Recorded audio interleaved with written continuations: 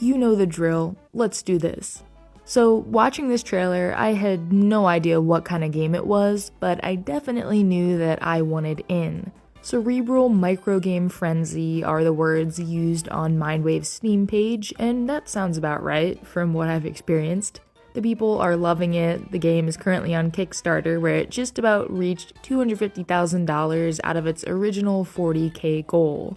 You find yourself with a ticket to the MINDWAVE tournament, where contestants battle their way up a tower by competing in a bunch of microgames. The games are fun, they fly by so quickly you barely even get a chance to register what you're doing, but the music and visuals will definitely stick with you. In between rounds, you can hang out in the lobby, talking to the other contestants, either strategizing and plotting or just shooting the breeze.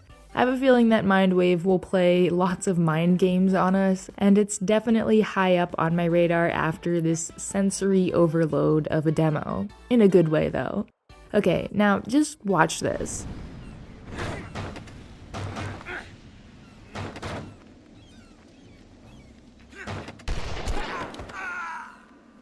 That was Captain Blood just doing what he does best, swashbuckling and being so convincingly 2010 that he almost tricked me into believing his game has already been out for over a decade. Well, it isn't. It launches on May 6th, but the game did start development like 20 years ago. It is quite an interesting history and some kick-ass gameplay. You've got a sword and a gun, can throw barrels and crates at enemies, perform slick takedowns, and pillage and plunder to your heart's content.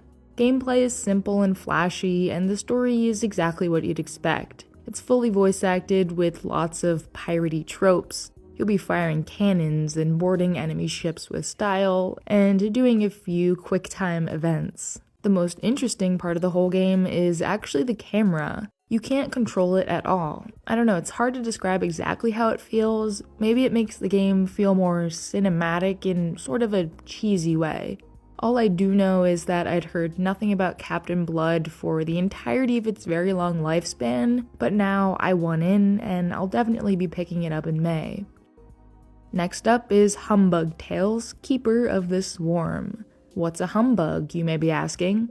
Human bug. Humbug. This is a cute little game about herding ants and using them to explore, push obstacles out of the way, and fight other evil bugs. In order to build up your adorable army, you either need to get food to your queen or find eggs out in the wild. Say you see a delicious berry off a ways and you'd like to transport it back to her for a little snack. Just draw a pheromone trail to her and your workers will do all the heavy lifting. If there's a gap you can't cross, they'll team up to form a bridge. How convenient. And if you need a bit more muscle, you can send in the giant soldier ants to help out.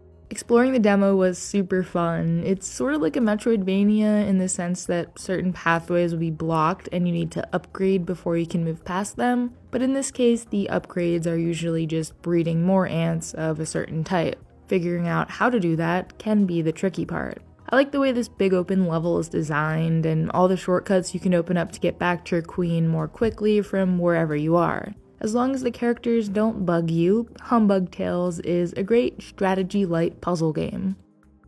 Gnomes is a tiny tower defense game about defending your crops from waves of goblins. It's pretty tough, but with each attempt I saw a bit further into the game, and the sheer number of things you can buy for your garden is both incredible and overwhelming. Different plants in your garden will give you coins at the end of each day, some will spread to adjacent spaces, others will damage nearby goblins. As you defeat each wave, the map will start to open up with new biomes and tile types and larger groups of enemies coming at you. It gets overwhelming pretty quickly, and there's definitely a lot of strategy involved, figuring out how to most wisely spend your gold on both offensive and defensive measures. Even though it is difficult, for some reason Gnomes isn't very intimidating to pretty much a newcomer to tower defense like I am. That probably has something to do with all the cute little sprites and the overall garden theme. Bushes and trees are something I understand pretty well, I'd say.